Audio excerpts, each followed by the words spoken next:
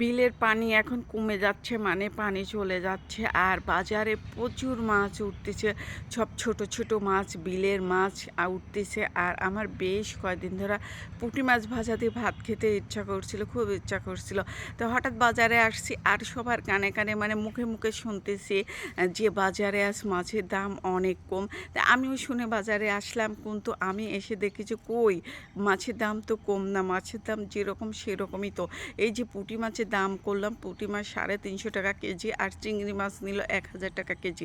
অল্প মানে চিংড়ি মাছ নিয়েছি হাফ কেজির মতন, আর পুঁটি মাছ নিয়েছি 1.5 কেজির মতন নিয়ে চলে আসছে। এই যে তাজা তাজা এই মাছগুলোই নিয়েছি। ছাক্কা ছাক্কা মাছ একগুলো আছে, মরা মাছ, ওগুলো ভালো লাগলো না, পেট খসে গেছে, যেতে যেতেই নষ্ট হয়ে যাবে। এই জন্য এই যে লাফানো মাছ, এগুলো কিন্তু সব লাফাচ্ছে মাছ, আর সবগুলোই তাজা। এই জন্য একটু দামটা একটু বেশিই নিচ্ছে, কিন্তু সবাই বলতেছে, সবার মুখে মুখে শুনি আজ বাজারে প্রচুর মাছ উঠছে আর দাম অনেক। কিন্তু আমি কিন্তু দাম চড়া দিয়ে কিনে নিয়ে আসছি। যাই হোক, এই যে পুঁটি মাছগুলো কিনে নিলাম, কিনে নিয়ে বাড়িতে চলে আসছে। আর মাছগুলো দেখে আমার অনেক পছন্দ হয়েছে। শুধু এই দুটা মাছই নিয়েছি, কারণ কিছুদিন আগে, বেশ কয়েকদিন আগে আমি অনেক মাছ নিয়েছি, ছোটো মাছ নিয়েছি, ওগুলো খাওয়াই হয়নি, রয়ে গেছে। এই জন্য শুধু পুঁটি মাছই কিনে নিয়ে আসছি। আর এখন এই পুঁটি মাছগুলো যে কেটে নেব, ঘরের মধ্যে বসে কেটে নেবো, কারণ বাইরে গুড়ি গুড়ি একটু বৃষ্টি হচ্ছে, তো ওই মাছ কাটতে কাটতে অনেক সময় লাগবে। এই জন্য ভিতরেই কেটে নিচ্ছি। আর বাইরে হঠাৎ বৃষ্টি নেমে পড়লে আবার একবার ভিতরে যাও, একবার বাইরে যাও। যে বৃষ্টি হচ্ছে, গুড়ি গুড়ি বৃষ্টি, উঠান ভিজা। সকালে উঠানে মানে কাজই করতে পারিনি, মানে ভিজা উঠান ঝাড়ু দিতে পারিনি। যাই হোক, আমি মাছগুলো কেটে ধুয়ে এই তো বেছে নিচ্ছি। যেগুলো ভাজি করব, মাছ বড় বড়গুলো ভাজি করব, সেই ভাজা মাছগুলো মানে বেছে বেছে নিচ্ছি। আর একবারে তো এত মাছ রান্না করা যাবে না, কিছু প্যাকেট করে ফ্রিজে রেখে দেবো, আর কিছু মানে আমার প্রিয় সবজি দিয়ে রান্না করব, কান্দাল দিয়ে রান্না করব। কলা গাছের মাঝখানে যেটা থাকে ওটাকে কান্দাল বলি আমরা। কান্দাল দিয়ে রান্না করব আর মাছ ভাজি করব।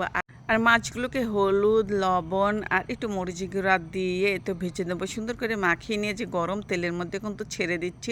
আর সবগুলো মাছ একবারেই দিয়ে দেবো, একবারে মোচা করে ভাজবো। আজ গরম ভাত দিয়ে ভাত মানে আত্মা ভরে খাবো, তৃপ্তি সহকারে খাবো। আর আমার খুব খেতে ইচ্ছা করছিল। আর দেখেন আমার মাছ ভাজা কিন্তু হয়ে গেছে, কি মুচমুচি হয়েছে। মাছগুলো কিন্তু কড়াভাবে ভেজে নিয়েছি। আর আমার শাশুড়ি মা কিন্তু মাছ কিন্তু এভাবে ভাজতো। আমার শাশুড়ি মায়ের মানে মাছ ভাজাগুলো দেখতে কিন্তু অনেক মজা, মানে খেতে অনেক মজা লাগতো, আর দেখতেও সুন্দর লাগছে। আমারও কিন্তু কিছুটা হয়েছে শাশুড়ি মায়ের মতন রান্না, তারপরেও কিন্তু অনেকটাই হয়নি। আমার শাশুড়ি মা যা রান্না করতো তাই কিন্তু খেতে অনেক মজা লাগতো। আর তো মাছ ভাজাগুলো তুলে রেখেছি, আর দু তিনটা খেয়েও নিয়েছি, গরম মচমচা মানে মাছ ভাজা খেয়ে নিয়েছি। খেয়ে নিয়ে তো আমার কাদাল পুরপুরি করব। আর এই তো পুঁটি মাছ দিয়ে কাদাল পুরপুরি করব।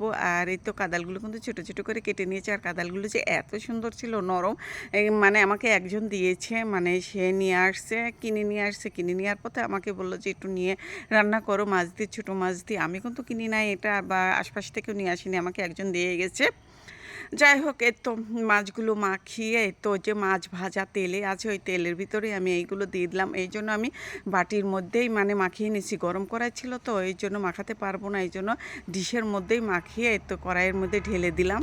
আমার ভিডিও দেখে অনেক আপুরা অনেক কমেন্ট করে, ভাইয়ারা সুন্দর সুন্দর কমেন্ট করে, লাইক করে, শেয়ার করে। আমার অনেক ভালো লাগে আপনাদের এই লাইক কমেন্ট শেয়ার, যে আমার মানে কতটা গুরুত্বপূর্ণ।